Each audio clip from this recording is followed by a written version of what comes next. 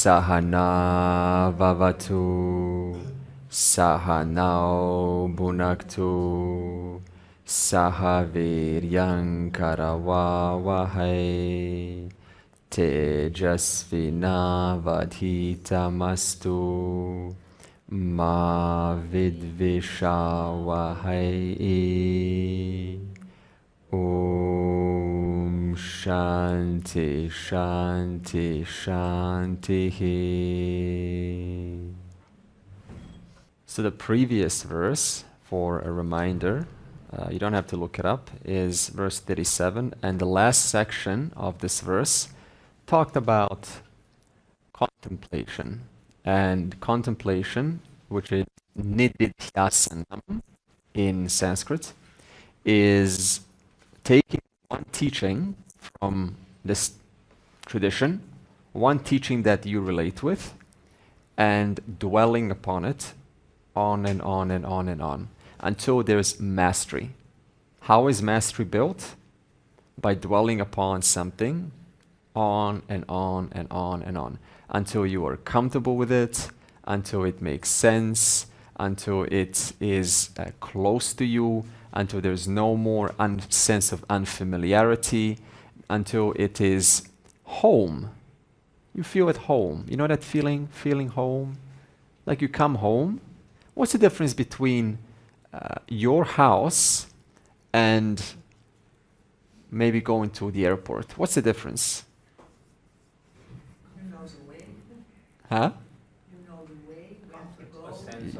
You know the ways all around. Everything is put in the right place. Every object, hopefully, in your house is there for a reason. You put it there, didn't you?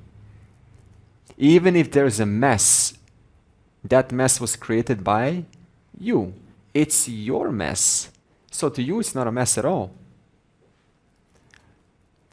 You have just the right fragrance in the house. Where are the flowers? Do you have any flowers in the house? Any pots? Any live plants? Why did you put it there when it requires so much maintenance? Because it makes sense to you. It may not be maintenance for you. It makes sense. Do you have an aircon? Is it on or off? I don't know. But it's still your creation. You've created it. What's at the front door? A mat? A pot? What is there? How often do you water your plants? As often as you water your plants. Why? Why not less or more? Because it makes sense to you. So your house has a familiarity to it. And this familiarity lets you thrive in your house. The house is like a teaching. The house was unfamiliar once upon a time. And you dwelling in this house day in and day out, customizing it, moving objects just in the way that speaks your language without creating a contradictory house. That means there's no dirt, without any, you clean things up, but it's still your house. In that same way, every teaching is like a house. And that house needs to be dwelt upon again and again and again. So what I would like for us is to have familiarity with Vedanta. Familiarity, not with Vedanta, familiarity with the reality. Think about this. Familiarity with reality. A wise person feels familiar wherever they go. Why? Because they understand I am never apart from this one reality. Forms may change, colors may change, things may change, but still I am here. An unwise person, oh, I'm unfamiliar. It's unfamiliar territory. It's a different culture.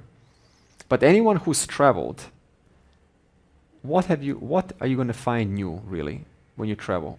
What can you really find that's new? Same people, same psychology, same ways of transacting, value for value exchange, Still everyone smiles. Sunshine. Sunshine is the same. Clouds are still clouds. Toilet is still different. Food is still food. When you get rid of all of the cultural biases and all of the religious biases, people are just people.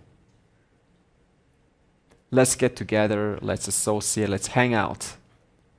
I don't care what your religion is, let's just hang out. That's because there's one order which is universal, and it doesn't choose anyone out. It doesn't select. If an Indian drops this little pot, how is the pot going to fall when an Indian drops it? It's going to fall down. When a European drops it, how is it going to fall? It's going to fall down. Gravity doesn't go, hey, Indian drops it, let's do some dance. European. Stay alive, stay alive. And what about down under? Doesn't it fall different there? Whoever drops it, the laws don't care what our skin color is, what our life is, what our background is, how much we know, how much we don't know. The laws are offering themselves to all of us. And thereby, we need to align ourselves to these laws. The laws are your friends as long as you recognize them. They don't judge, they don't discern, they don't exclude anyone out. So this means, are you really disadvantaged? Are you really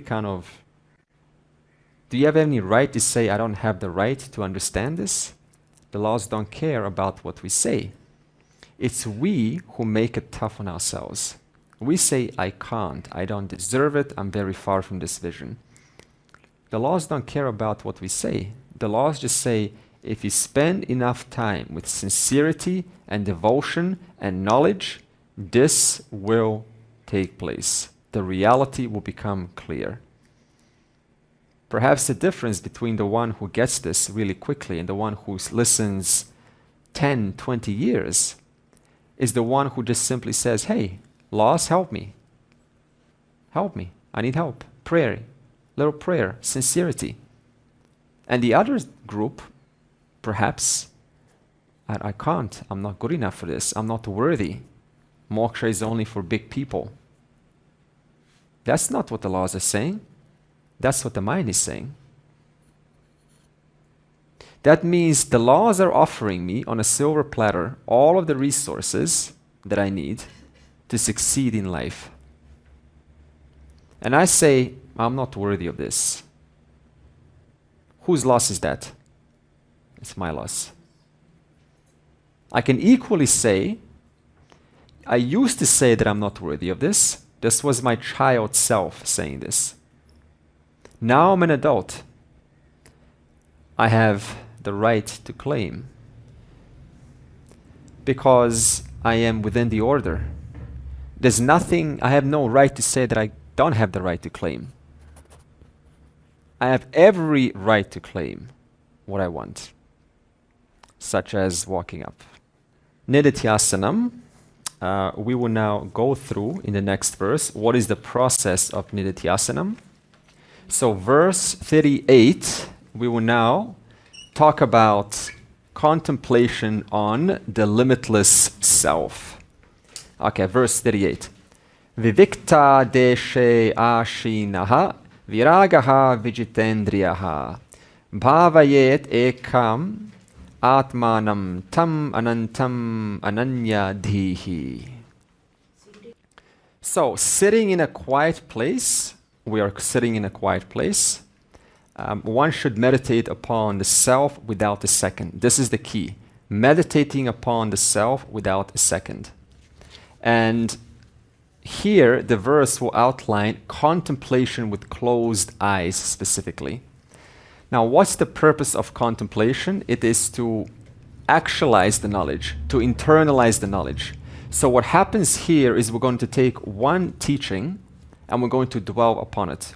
And some of the most profound insights of Vedanta happen, or may happen, I'm not going to say they will happen, but they may happen while closed eye contemplation.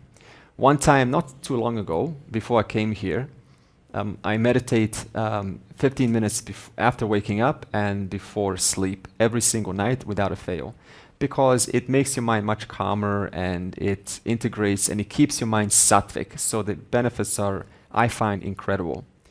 And one time I had this thought, it just came to me spontaneously, and it says that it was a quote, I am the only thing that is here, everything else is incidental.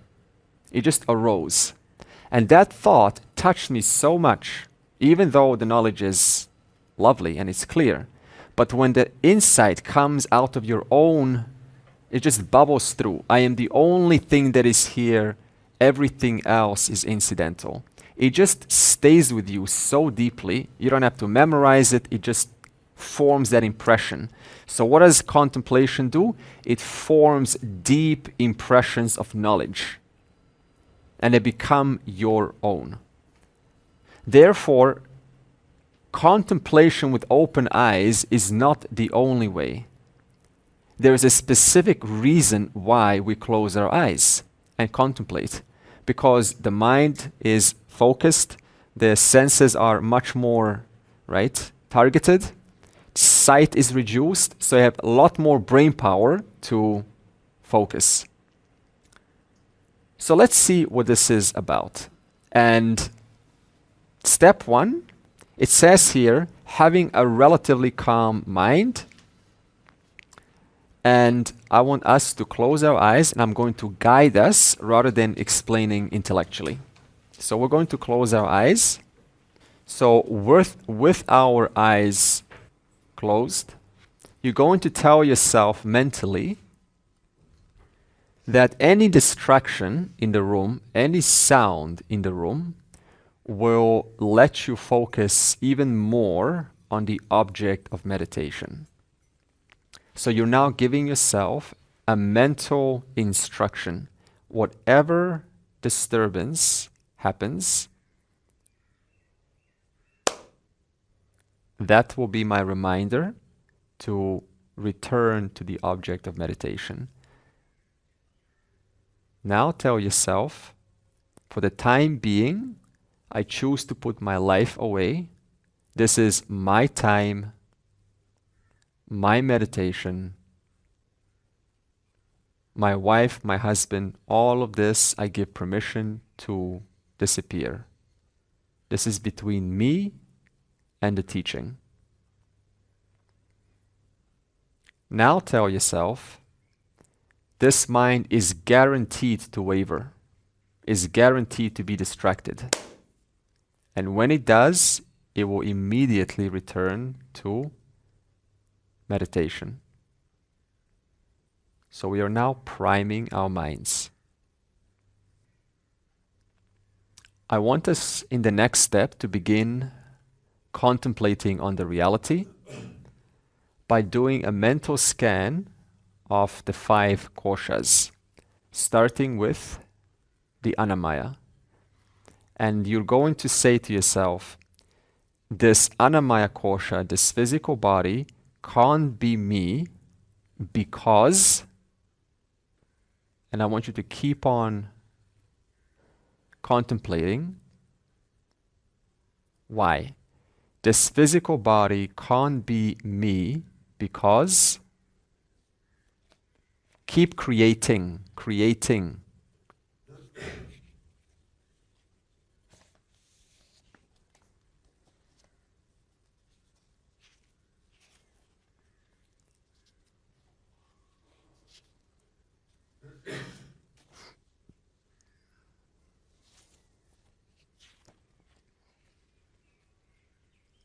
This physical body cannot be me because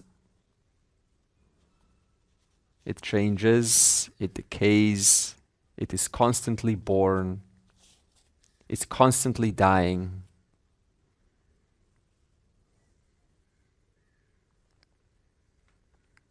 It has undergone many roles since a child. The child has died. The teenager has died. The adult is here. There is a presence in whom the child and the teenager has died. But I'm still here. And this adult will equally die, just like the child and the teenager.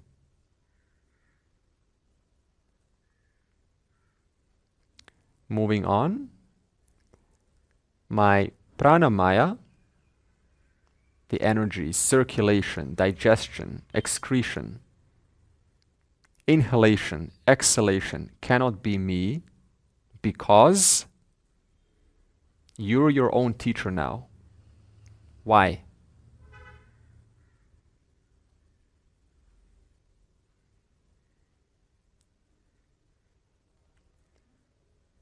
A discerning teacher.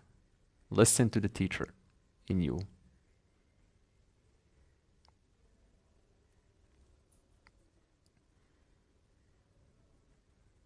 If I was the inhalation, then by the time I exhale, I would go out of existence.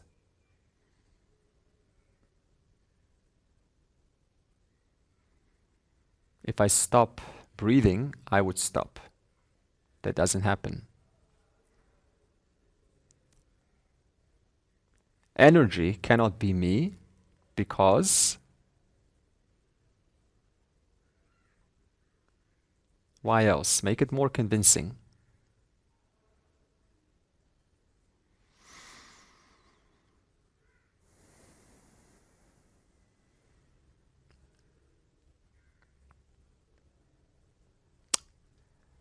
Moving forward, emotions and doubts cannot be me because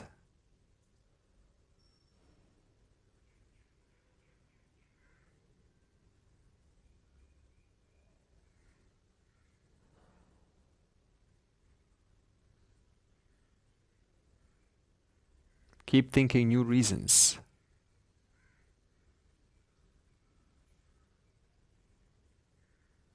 Emotions, sadness, happiness, exhilaration, excitement, love, dislike, like, cannot be me because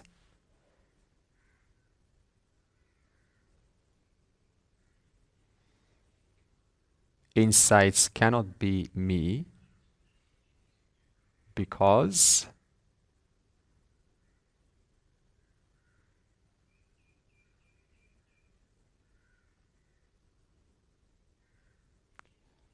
the doubt that is about to arise in about 5 days cannot be me because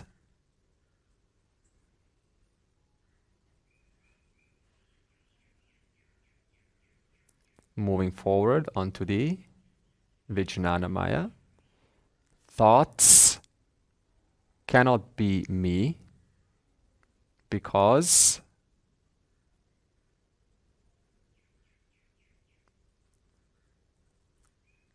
give yourself 10 reasons at least. Why is a thought not you?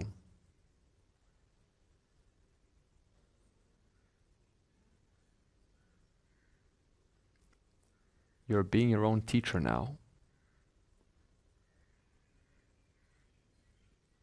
Inquiry is not me. Analysis, insights, working things out is not me. Because why?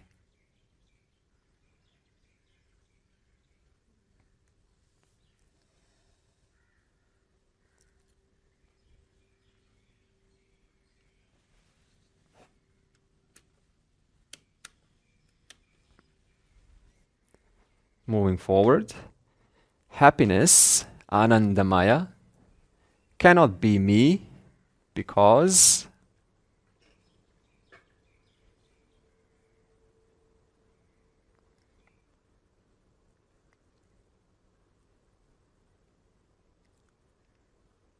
Why are you not happiness? Prove it to yourself.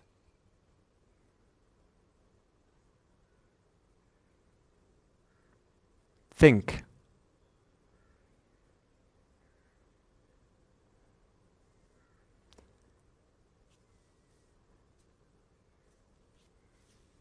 Well done. Now, with eyes closed, we will think about, your mind will think about and relate to definitions of the self and attempt to connect to those definitions, such as self is one. What does it mean to say self is one? I alone am. Everything else is incidental.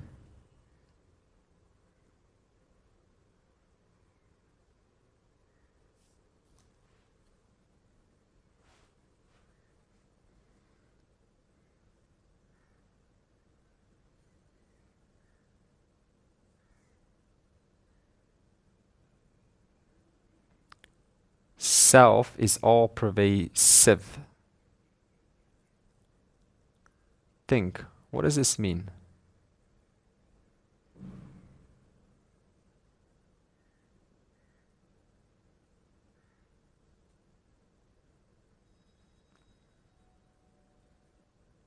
Self is unmoving. What does this mean?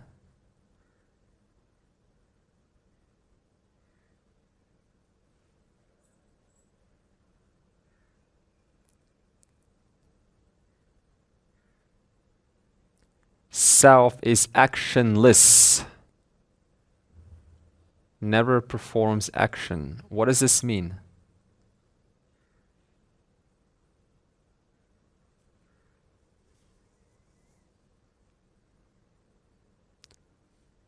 Self is attributeless.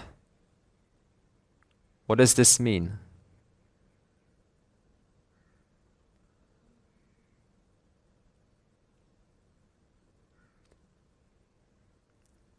Think. Self is eternal. What does this mean?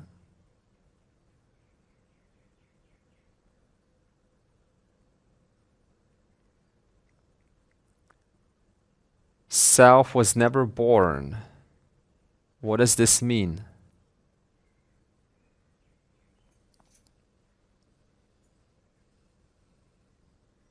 Self is free from impurity. What does this mean?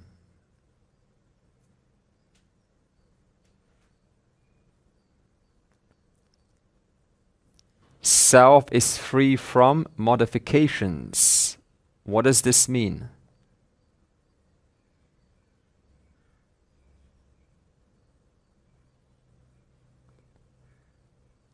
Self is free from form.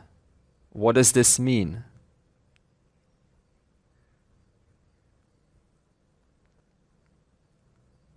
Self is free from attachment. What does this mean?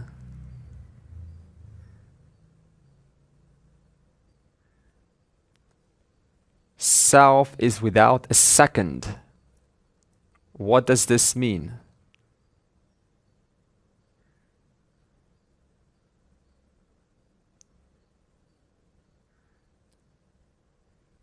Self is ever free.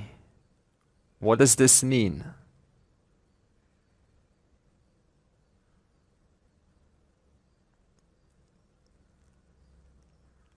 I am that very self. What does this mean?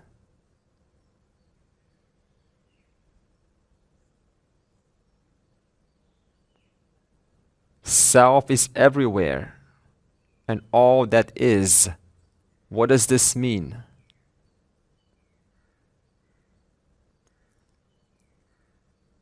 Where is the self not? What does this mean?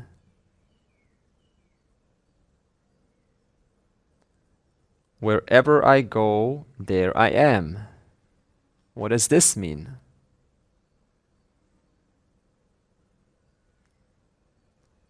Self is ever pure. What does this mean?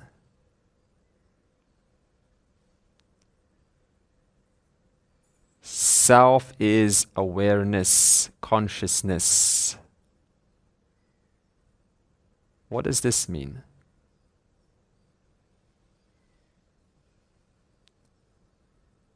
Self is existence. What does this mean?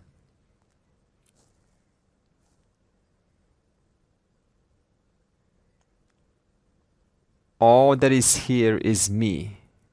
What does this mean?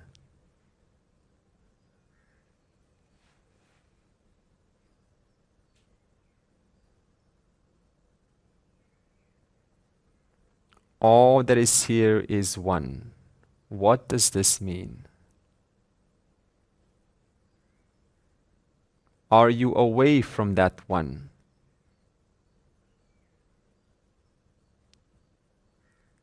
If all that is here is one, then where am I?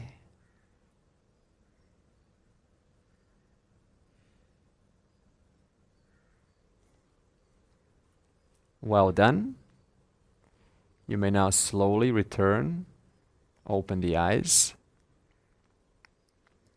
coming out of this contemplation.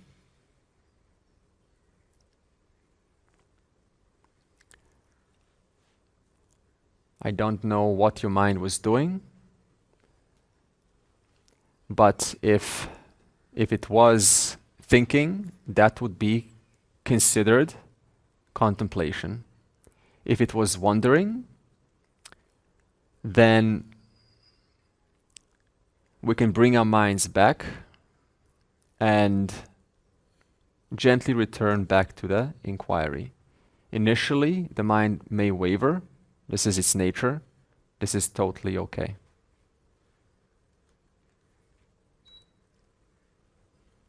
Now your reward is air conditioner.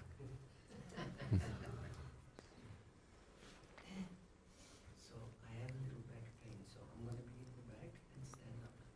You're welcome. Yeah. So, what was your experience, if you want to share? If anything pops up, anything worthy of sharing? Okay. Let me ask this question. Based on what we did, what does meditation, what does contemplation mean for you now? Based on what was done. What is contemplation?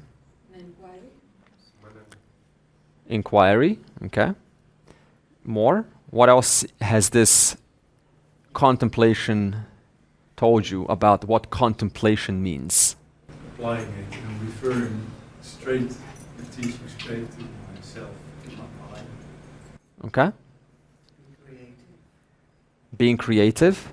Use the words that mean something to me, so I can internalize it. Good. To immerse in the teaching. Immerse. In the teaching. Yeah, immersing myself in the whole inquiry. My question is, what was doing this inquiry? Mind. The mind was doing this inquiry. What is the truth of that mind? Awareness. I am. How do you now discern the difference between the mind that was doing this inquiry and the I am? I was present throughout when mind was doing the inquiry. Yeah. Where is that inquirer now? Gone. This is a different kind of an inquirer here now. I can get us to jump now a little bit, to stretch as Monite is doing. That ahamkara is now a doer a little bit, mixed with a knower. But there is a constant presence through and through all things. So if there's one takeaway that I want us to come from out of this course, is that how do you discern between ahamkara and awareness? Please answer. Excellent. Awareness is constant and? Ahamkara is changing roles throughout the day. And ahamkara is changing roles throughout the day. Anything else you want to say? Suppose I'll get to you in a moment. Suppose 30 days from now, this inquiry pops up again, and you see some great Mahatma, and you think, wow, they're so, amazing, they carry themselves so high. Maybe there's something that I missed in the class. Maybe what I discerned in the class wasn't it. Maybe this person really has it.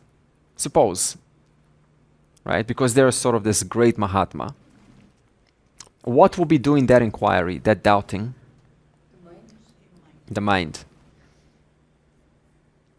In the presence of what would that inquiry that will be very convincing, very persuasive? In the presence of what would that inquiry take place? In the presence of the very awareness that is here and now. It doesn't matter what contents the mind presents. It is a contents of the mind, the stories of the mind, playing its part, presenting doubts, presenting certainties, presenting insights, presenting ideas, presenting new epiphanies, presenting stories, presenting narratives, presenting insights and inquiries and depth and creativity. So many wonderful and not so wonderful things your mind will present, guaranteed, in the next 30 days. And one of those presentations will be a doubt, a solid, firm doubt. I don't know for whom, but it may be a doubt. What will you do with that doubt? I'm curious. So you will present your doubt to, you will expose your doubt to the teacher. This is mananam. Mananam involves being vulnerable, saying, hey, I've got a doubt. You may not present it to me, but you may also choose to think about it for a couple of days. And that doubt will come to resolve itself. You may also do that. Yeah, so aware of the doubt. Yeah. Now, what if the doubt, see, that's possible. But what if the doubt, in fact, that's the next verse, isn't it? Yeah. What if the doubt keeps coming back? Then resolve the doubt. Solve the problem at the level of the mind. Solve the problem. Okay, so what else? So having gone through this Nididhyasana, which means contemplation, what else does contemplation involve? Verse 39. Atmani eva akhilam drishyam pravilapya dhiya suddhihi bhavayet ekam atmanam nirmala akashavat sada. So contemplate upon himself as the one. This is what we just did now. Bringing features of the one. So there are generally two ways to contemplate. The first way is that we call it bring your mind back. Okay, this is open eye contemplation now. So whenever a thought happens, right, like a doubt or something in this world, what you can do is you can bring your mind back. And what can you bring your mind back to? The reality. So suppose your mind starts to wander, okay? Mind wanders. Does anyone's mind wander here? Yeah, it does? Okay, we're on the same page, cool. Mind wanders also, because that's what it does. So I've got two choices. One, I can bring back to the teaching. That means I can bring Ishvara in, right? Ishvara. I can bring the Jagat, the teaching of Jagat, like its 5 elements and its concepts, right? This mind is concepts. I can bring a teaching of Atman. I can bring the connections between the three. See what's happening here? A thought comes, mind wanders, I actively bring my mind back to one of these three. Ishvara, Jagat, Atman, or the Jiva, right? The 3 bodies. For example, this is just one of the, causal bodies, samskaras, manifesting at the level of a desire, manifesting at the level of a thought, or Right now, these three bodies are like an instrument manifesting this experience generated at the level of the five koshas. Okay? So we can also say five koshas. In other words, you're recognizing this mind to be just an instrument that just churns thoughts like that. Constantly churning thoughts. That's what it does. But what's the danger of this? Suppose you opt in for this method. So every time your mind wanders, you actively bring it back to the teaching. What's the danger of this? If there is one. So you're still at the level of the mind, right? So the mind is objectifying, so it's excluding itself. So this means I have to include the mind in my understanding. Because what is bringing this teaching in? The mind is. And what do we tend to exclude while the mind is bringing this teaching? The very mind, the very processes, the very thought processes. Therefore, I don't forget to also recognize that this very mind that's going through this churning of knowledge and turning it, that also is five elements, just a manifestation of five elements. Another danger is that the person can become unrelatable through this teaching, because that means that every time some conversation comes, I just sort of distance myself. This is not for me. I'm going to just contemplate on Vedanta. Right? In other words, the world becomes sort of this enemy. And since the world doesn't talk about this knowledge, then every conversation becomes a distraction for me. We bother other people all the time with Vedanta. Yeah. Yeah. Okay. So this means that, right? Oh, this is not, this is just chit chat. And so I just sort of, no, distance. So I end up becoming lonely, unrelatable. Can you do with that when you experience that? When it's chit-chatting and Sure. really not interested? So in Sanskrit we call this four communication models, and I'll answer this question. So when we communicate, this is slightly an off-track topic, but I'll put it with this. So communication, okay? In Vedanta, we have four general communication models. The first one is Jalpa. Jalpa is chit-chat. That's chit-cat. Chit-chat. So chit-chat is just, see, it's healthy, isn't it? Once in a while. That's actually how you connect with people. Once in a while. You can, potentially, through chit-chat. How's the weather? What's going on? How's your family? Right? All of this, these are small talks, also important. But eventually, there's another type of communication called vitanda. Vitanda. This is where I'm not really interested in what you know. I'm just interested in saying my part to you. And then you speak, and I'm just waiting for you to finish so I can say my part. So you have two people, and they're just sort of in their own bubble, right, speaking to each other. But am I actually interested in what you have to say? In Vitanda? No. So I have to recognize that. I met a person once who asked me at a park. I was meeting up. And the person picked up some random teaching from YouTube, which says there's no world, there's no self, there's no thought, there's nothing. Just like that. And I was like, what do you mean? No, of course there is. You can't say there's nothing. You still have to account experience. No. There's no world, there's no thought, there's no nothing. No. That's all I heard. No. So in other words, he was not interested in communicating. It was a vitanda. It was just delivering, just like one-way tennis match. Don't return the ball. I'm going to hit all the shots. Don't return. The moment you catch yourself in the situation, you have to make a call. Just don't participate. Change the topic. Same thing here, Jalpa. Change the topic. If it's too much, hey, look, I've spent 5 minutes enough, so I have to go. Assertive about it. So this way I'm not rejecting them, I'm giving them some due credit, but at the same time you're protecting your assets, you're protecting your investment of time, you're acknowledging your value.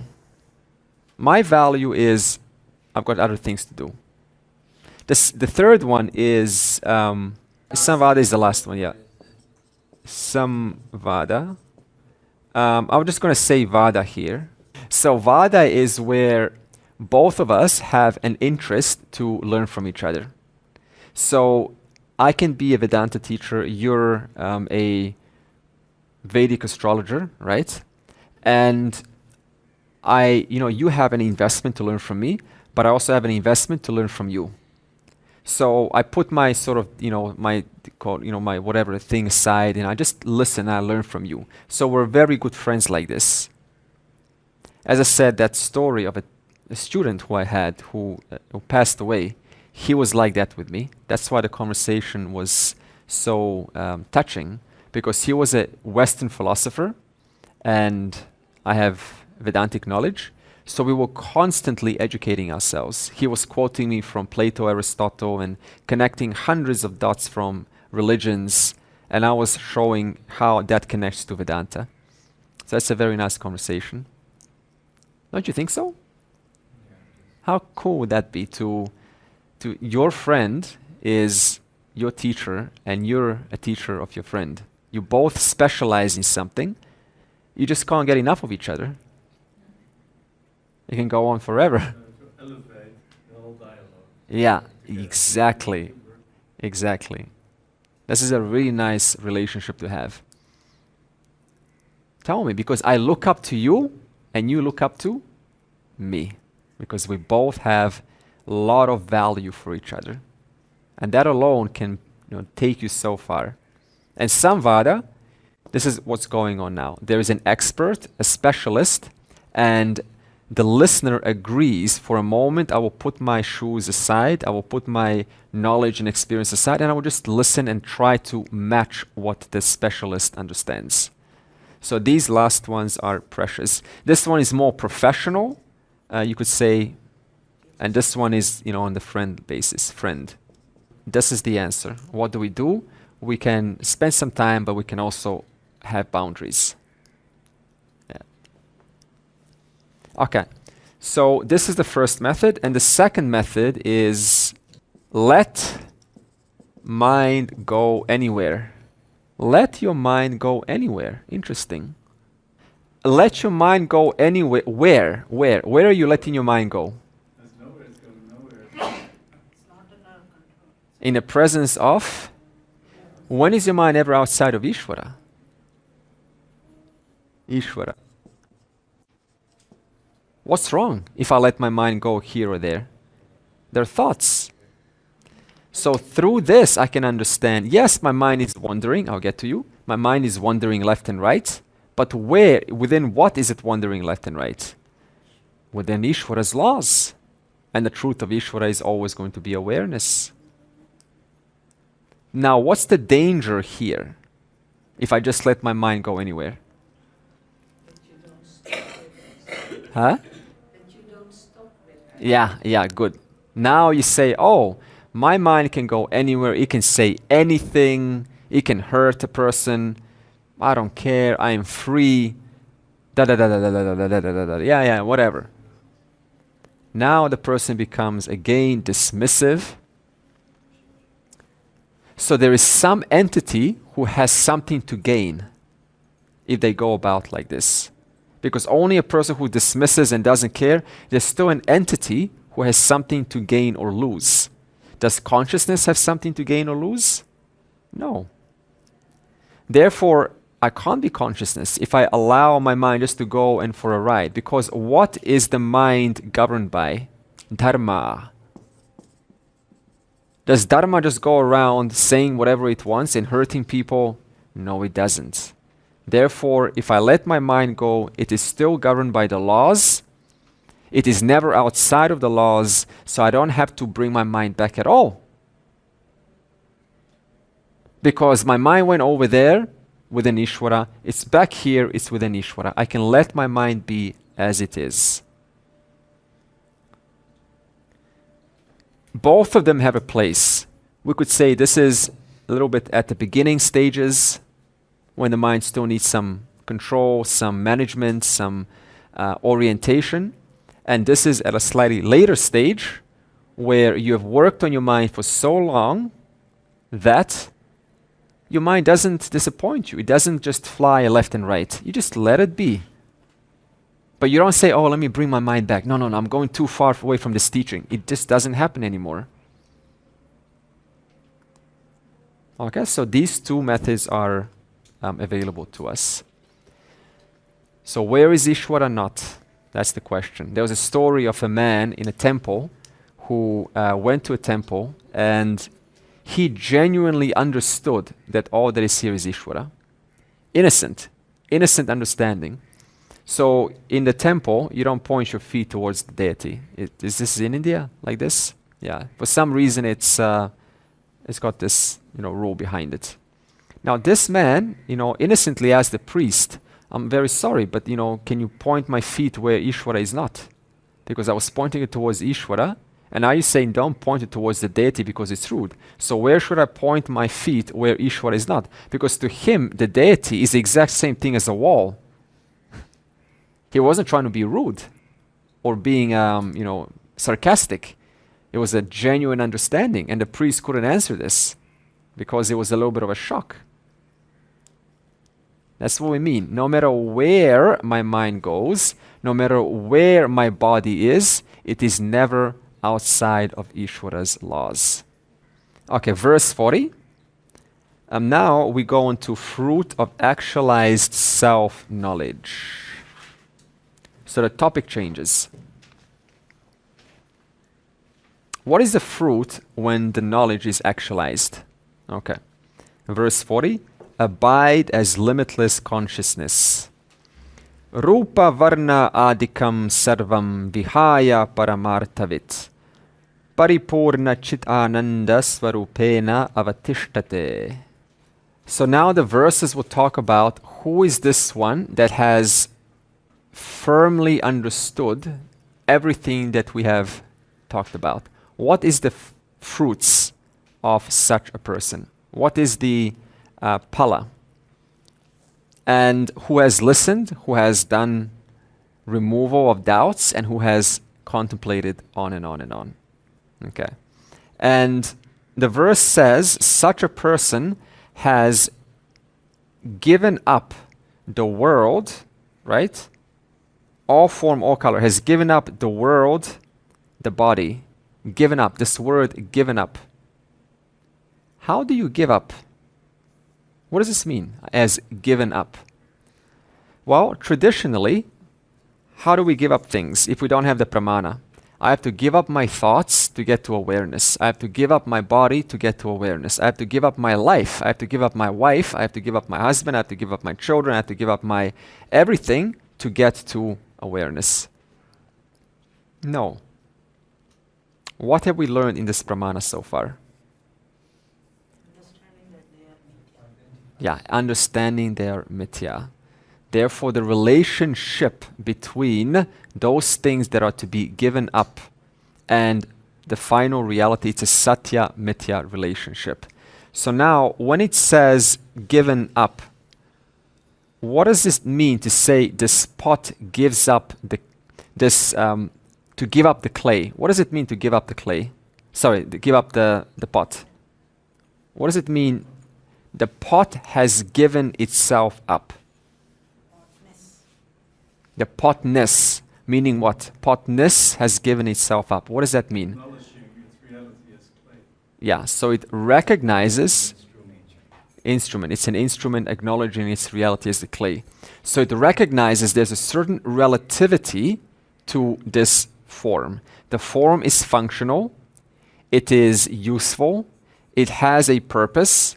It has a shape. It has a size. It has a form. It has a birth. The pot has birth. The pot also has death. The pot has expansion. The pot has maturity. The pot has decay also. This the pot recognizes. The potness is given up. That means I am as good as the attributes of this pot. Whatever this pot goes through, decay, expansion, destruction, birth, modification, that idea has been recognized to be only in reference to the pot. But whatever the pot changes into, wherever the pot is, it is never away from the very substance that inheres through and through the entirety of every part, every facet, everywhere in and through this pot. This pot cannot find one moment, one place throughout itself where the substance is not. It can speak of itself as the pot. It's actually only ever referring to the clay. It can say it is the pot, but in actuality, it's only capable of saying that because it is pervaded and it is borrowing existence of the clay. I can say that I am Andre, but everything about Andre through the Satya-Mithya relationship is resolvable ultimately into mere concepts. You cannot find flesh. If you look into flesh, it's resolvable. You cannot find a thought. By the time a thought manifests, it is already gone. You cannot find a thought because it is only just a substance being of the 5 elements, which has no permanent reality, just a play of names and forms of the one substance through and through, which makes up the entirety of every thought, and that substance is always known to you as amness, which never goes away. That, therefore, to say I have given up my ego, what am I saying? I have given up my ego. I have destroyed the ego. What do you mean by that? I do not identify myself with the ego, Okay. associated with it, but I identify myself as awareness. Okay, good. How else would you like to answer this? Finally understood that it is mithya. I finally understood that it is mithya. Was this ever a pot? Always clear. Careful. Is this a pot?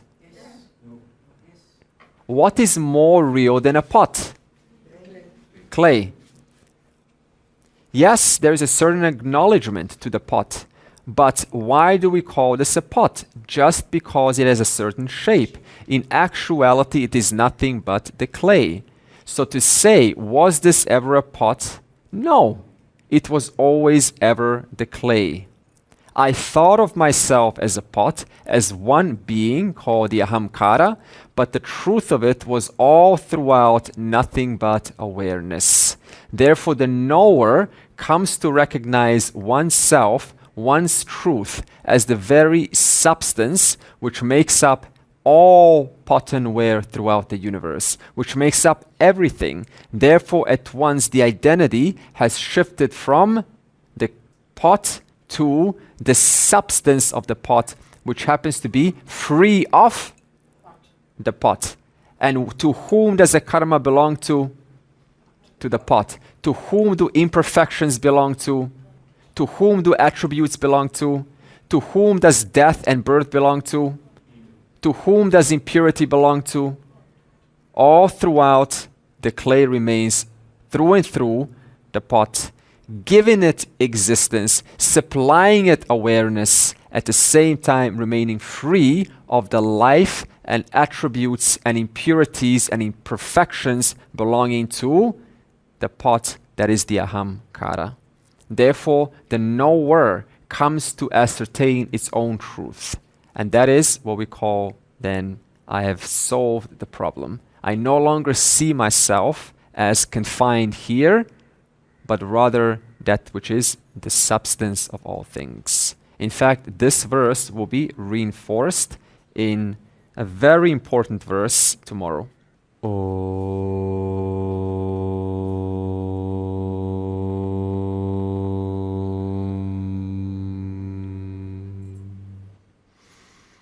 Purnamadav Purnamidam Purnat Purnamudachyate Purnasya Purnamadaya Purnam Eva Avashishyate Om Shanti, Shanti, Shanti.